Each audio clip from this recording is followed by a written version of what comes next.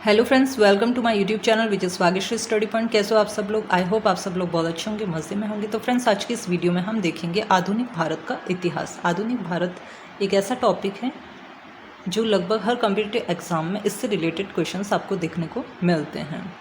तो आप अगर किसी भी कॉम्पिटिटिव एग्जाम की तैयारी कर रहे हैं तो ये क्वेश्चंस आपके लिए काफ़ी ज़्यादा हेल्पफुल होंगी। मैंने सारे क्वेश्चंस इंपॉर्टेंट और सेलेक्टिव लिए हैं, तो वीडियो को एंड तक जरूर देखना। और जिस किसी ने भी अभी तक चैनल को सब्सक्राइब नहीं किया, चैनल को सब्सक्राइब करके बेल आइकन को ऑल पर प्रेस जरूर करें ताकि आपको आगे आने वाली वीडियो का नोटिफिकेशन सबसे पहले मिल सके। तो चलिए फ्रेंड्स, बिना देरी के स्टार्ट करते हैं। क्वेश्चन नंबर 1 है, काकोरी ट्रेन डकैती में चंद्रशेखर आज़ाद का सहयोग किस महिला ने किया? तो किस महिला ने चंद्रशेखर आज़ाद का सहयोग किया था? राइट आंसर हो जाएगा ऑप्शन ए, राजकुमारी गुप्ता ने।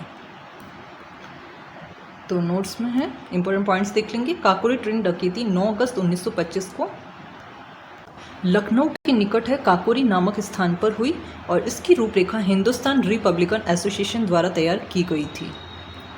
रामप्रसाद बिस्मिल और अशफाक उल्ला खान ने इसमें महत्वपूर्ण योगदान दिया। इस पूरी लूट को चंद्रशेखर आज़ाद, रामप्रसाद बिस्मिल, अशफाक उल्ला खान, सचिंद्र बख्शी, केशव चक्रवर्ती, मनमनाथ गुप्ता, मुरारी लाल गुप्ता, मुकुंदी लाल और बनवारी लाल ने जो है वो पूरा किया। क्वेश्चन नंबर 2 है, 27 मार्च 1668 में ईस्ट इंडिया कंपनी ने बॉम्बे को किससे लीज पर लिया? राइट आंसर हो जाएगा ऑप्शन ई, ब्रिटिश साम्राज्य। इंपॉर्टेंट पॉइंट्स में देख लेते हैं। 21 मार्च 1668 को चार्ल्स द्वितीय ने 10 पाउंड के वार्षिक शुल्क पर बॉम्बे को ब्रिटिश ईस्ट इंडिया कंपनी को स्थानांतरित कर दिया। क्वेश्चन नंबर 3 है, निम्नलिखित कथनों पर विचार करना है। 2 कथन दिए हुए हैं, आपको इनमें से सही बताना है कि पहला सही, दूसरा सही, या दोनों ही सही है या दोनों ही गलत है। तो पहला कथन है, भारत रत्न से सम्मानित व्यक्तियों को सुप्रीम कोर्ट के न्यायाधीशों से ऊपर वरीयता दी जाती है। पॉइंट नंबर 2 है, मरणोपरांत भारत रत्न प्राप्त करने वाले पहले व्यक्ति लाल बहादुर शास्त्री थे। तो इनमें से कौन सा कथन सही है? तो ये दोनों ही कथन जो है वो सही है। मरणोपरांत भारत रत्न प्राप्त करने वाले पहले व्यक्ति कौन थे? लाल बहादुर शास्त्री थे। और भारत रत्न से सम्मानित व्यक्तियों को सुप्रीम कोर्ट के न्यायाधीशों से ऊपर वरीयता दी जाती है। इंपॉर्टेंट पॉइंट्स में, भारत रत्न से सम्मानित व्यक्तियों को सुप्रीम कोर्ट के न्यायाधीशों से ऊपर वरीयता दी जाती है। और मरणोपरांत भारत रत्न प्राप्त करने वाले पहले व्यक्ति लाल बहादुर शास्त्री थे। क्वेश्चन नंबर 4 है, ब्रदर्स ऑफ इंडिया नामक समूह की स्थापना किसने की थी? राइट आंसर हो जाएगा ऑप्शन ए, एनी बेसेंट ने। ब्रदर्स ऑफ इंडिया नामक समूह की स्थापना किसने की थी? एनी बेसेंट ने की थी। अब एनी बेसेंट के बारे में देख लेते हैं। तो एनी बेसेंट का जन्म 1 अक्टूबर 1847 को लंदन में हुआ था। भारत में आकर उन्होंने राजनीति में सक्रिय रूप से कार्य किया और कांग्रेस की सदस्य भी बनी। क्वेश्चन नंबर 5 है, भारत व दक्षिण एशिया का पहला महिला विश्वविद्यालय जो है वो कौन सा है? राइट आंसर हो जाएगा ऑप्शन बी, SNDT है विश्वविद्यालय। नोट्स में देख लेंगे, SNDT विश्वविद्यालय की स्थापना 1916 में की गई थी। यह भारत और दक्षिण एशिया का जो है वो पहला महिला विश्वविद्यालय था। क्वेश्चन नंबर 6 है, निम्नलिखित में से किसी फ्री पास अथवा शुल्क मुक्त व्यापार जो है वो कहा जाता है? राइट आंसर हो जाएगा ऑप्शन सी हो जाएगा, दस्तक। इंपॉर्टेंट पॉइंट्स में है, दस्तक जो है वो मुगल शासक द्वारा अंग्रेजों को प्रदान किया जाने वाला एक आज्ञा पत्र था जिसके अनुसार ब्रिटिश ईस्ट इंडिया कंपनी को भारत में व्यापार करने की अनुमति दी गई थी। क्वेश्चन नंबर 7 है, ईस्ट इंडिया कंपनी के लिए जमींदारों द्वारा भूमि से प्राप्त राजस्व को क्या कहा जाता था? राइट आंसर हो जाएगा ऑप्शन सी, स्थायी बंदोबस्त। ईस्ट इंडिया कंपनी जो जमींदारों द्वारा भूमि से प्राप्त जो राजस्व मिलता था उसे स्थायी बंदोबस्त कहा जाता था। तो स्थायी बंदोबस्त की व्यवस्था ईस्ट इंडिया कंपनी ने सबसे पहले बंगाल में शुरू की थी और यह 1793 में लॉर्ड कॉर्नवालिस के कार्यकाल में शुरू हुई थी और बाद में यह कॉर्नवालिस कोड का महत्वपूर्ण हिस्सा बना। क्वेश्चन नंबर 8 है, निम्नलिखित में से कौन सा कथन जो है वो गलत है? क्वेश्चंस को अच्छे से देखना कि क्या पूछ रहा है, कौन सा कथन सही है या गलत है। तो ये यहाँ पे ये पूछा है कौन सा कथन गलत है। अब ऑप्शन ए है, फिनिक्स आश्रम की स्थापना महात्मा गांधी ने की थी। बी है, लाइफ डिवाइन औरोबिंदु घोष की कृति है।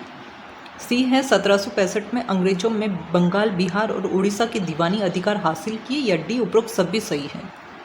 तो राइट आंसर ऑप्शन डी है। उपरोक्त सारे कथन सही हैं, यानी फिनिक्स आश्रम की स्थापना महात्मा गांधी ने दक्षिण अफ्रीका में 1904 में की थी। क्वेश्चन नंबर 9 है, 1992 में शीत युद्ध की समाप्ति के बाद भारत ने कौन सी नीति जो है वो आरंभ की? तो राइट आंसर हो जाएगा ऑप्शन बी, लुक ईस्ट नीति। तो इस नीति का अनुपालन सबसे पहले नरसिम्हा राव सरकार ने 1992 में किया और इस नीति के तहत भारत ने दक्षिण पूर्व एशिया के देशों की ओर अपना ध्यान केंद्रित किया। वर्तमान सरकार में इस नीति को सुधार करके इसे एक्ट ईस्ट पॉलिसी जो है वो बनाया गया। तो फ्रेंड्स, अगर इन क्वेश्चंस की आपको अगर पीडीएफ चाहिए तो आप मेरा टेलीग्राम चैनल जो है वो ज्वाइन कर सकते हैं, जिसका लिंक जो है वो डिस्क्रिप्शन बॉक्स में दे रखा है। ठीक है फ्रेंड्स। क्वेश्चन नंबर 10 है, निम्नलिखित में से कौन सा स्थान नमक सत्याग्रह से संबंधित है? नमक सत्याग्रह से कौन सा स्थान संबंधित है? राइट आंसर जो है ऑप्शन बी, धरसाना। तो इंपॉर्टेंट पॉइंट्स में देख लेंगे। मई 1930 में दांडी यात्रा के बाद गांधी जी ने धरसाना सॉल्ट वर्क्स में ब्रिटिश सरकार के नमक कानून का जो है वो विरोध किया था।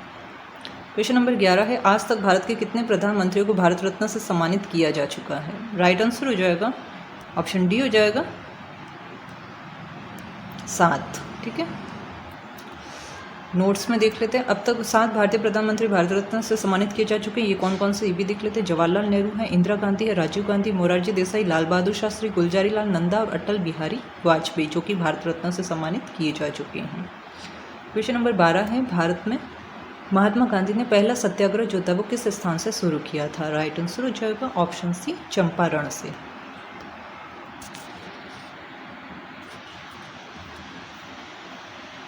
इंपॉर्टेंट पॉइंट्स में है, चंपारण सत्याग्रह की शुरुआत 19 अप्रैल 1917 को हुई थी। ये भारत में गांधी जी का जो है वो पहला सत्याग्रह था और इस सत्याग्रह के द्वारा गांधी जी ने नील की खेती करने वाले काश्तकारों के लिए आंदोलन चलाया था। क्वेश्चन नंबर 13 है, नाना साहेब ने 1857 के विद्रोह का नेतृत्व किस स्थान से किया था?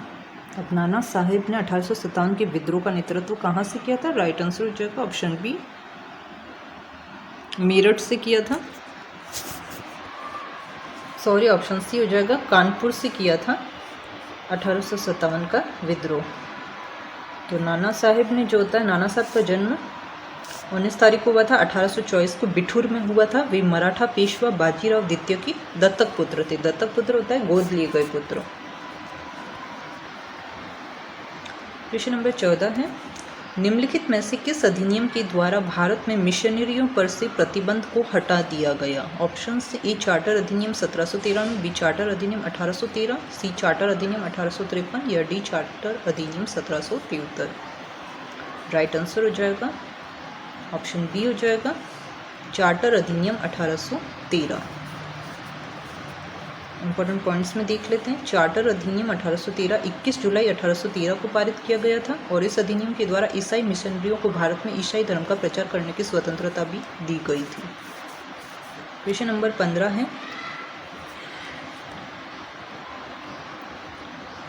दक्षिण अफ्रीका से लौटने के बाद गांधी जी का भारत में पहला सफल सत्याग्रह कौन सा था?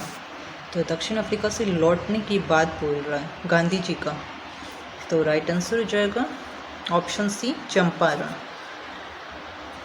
महात्मा गांधी द्वारा चंपारण सत्याग्रह 19 अप्रैल 1917 में शुरू किया गया था। इस सत्याग्रह का उद्देश्य था नील की खेती करने वाले किसानों को न्याय दिलाना था। क्वेश्चन नंबर 16 है, भारत में पोर्टफोलियो प्रणाली किसने प्रारंभ की थी? राइट आंसर हो जाएगा ऑप्शन बी, लॉर्ड कैनिंग ने। तो इंपॉर्टेंट पॉइंट्स में है, भारतीय परिषद अधिनियम है 1861 के द्वारा वायसराय की कार्यकारी परिषद में पोर्टफोलियो व्यवस्था की शुरुआत हुई। उस समय लॉर्ड कैनिंग जो है वो भारत के गवर्नर जनरल थे। क्वेश्चन नंबर 17 है, वॉरेन हेस्टिंग्स सुधार के तहत आपराधिक मामलों के लिए अपीलीय न्यायालय जो है वो कौन सा था? राइट आंसर हो जाएगा ऑप्शन सी हो जाएगा, सदर दीवानी अदालत। इंपॉर्टेंट पॉइंट्स में है, वॉरेन हेस्टिंग्स ने प्रत्येक जिले में 2 न्यायालय स्थापित किए। नागरिक मामलों के लिए दीवानी अदालत तथा आपराधिक मामलों के लिए है फौजदारी अदालत। और इनके अतिरिक्त कलकत्ता में 2 विशिष्ट न्यायालय भी स्थापित किए गए। नागरिक मामलों की अपील के लिए सदर दीवानी अदालत, जबकि आपराधिक मामलों की अपील के लिए सदर निजामत अदालत है। क्वेश्चन नंबर 18 है, भारतीय क्रांति का पिता जो है वो किससे कहा जाता है? राइट आंसर हो जाएगा भारतीय क्रांति का पिता किससे कहा जाता है? राइट आंसर ऑप्शन डी हो जाएगा, बाल गंगाधर तिलक को भारतीय क्रांति का पिता कहा जाता है। इंपॉर्टेंट पॉइंट्स में, बाल गंगाधर तिलक 1890 में कांग्रेस में शामिल हुए। वैलेंटाइन चिरोल ने इन्हें भारतीय क्रांति का पिता कहा था और तिलक ने सबसे पहले स्वराज की मांग की थी। क्वेश्चन नंबर 19 है, निम्नलिखित में से गांधी जी ने पहला अनशन किस आंदोलन के लिए किया था? तो गांधी जी ने जो है वो पहला अनशन जो होता है वो कौन से आंदोलन के लिए किया था? राइट आंसर हो जाएगा ऑप्शन सी, अहमदाबाद मिल हड़ताल के लिए किया था। इंपॉर्टेंट पॉइंट्स में, मार्च 1918 में गांधी जी के नेतृत्व में अहमदाबाद मिल में हड़ताल की गई थी। 15 मार्च 1918 को गांधी जी ने अपना आमरण अनशन जो है वो शुरू किया था। क्वेश्चन नंबर 20 है, लास्ट क्वेश्चन है, भारत में ब्रिटिश ईस्ट इंडिया कंपनी की पहली प्रेसिडेंसी जो है वो कौन सी थी? तो राइट आंसर हो जाएगा ऑप्शन सी, सूरत। तो भारत में ब्रिटिश ईस्ट इंडिया कंपनी की पहली प्रेसिडेंसी थी सूरत। इंपॉर्टेंट पॉइंट्स में, ब्रिटिश ईस्ट इंडिया कंपनी ने सूरत प्रेसिडेंसी की स्थापना की, जिसके अतिरिक्त पूर्व में जावा में बंथम प्रेसिडेंसी थी, जहां पर कप्तान लंकास्टर में फैक्ट्री स्थापित जो है वो की थी। तो फ्रेंड्स, ये थे टॉप 20 इंपॉर्टेंट क्वेश्चंस भारत के इतिहास के, ठीक है, आधुनिक भारत के इतिहास के। तो फ्रेंड्स, ये क्वेश्चंस आपको अच्छे लगे हैं तो वीडियो को लाइक और शेयर जरूर करना, और चैनल पर नए हो तो चैनल को सब्सक्राइब करना। इससे आपको आगे आने वाले वीडियो का नोटिफिकेशन सबसे पहले मिल जाएगा। और अगर इस क्वेश्चंस के आपको PDF चाहिए तो आप मेरा टेलीग्राम चैनल ज्वाइन कर लेना, जिसका लिंक डिस्क्रिप्शन बॉक्स में दिया गया है। तो थैंक यू फ्रेंड्स, मैं मिलती हूँ आपको नेक्स्ट वीडियो में। तब तक के लिए wish you all the best, bye.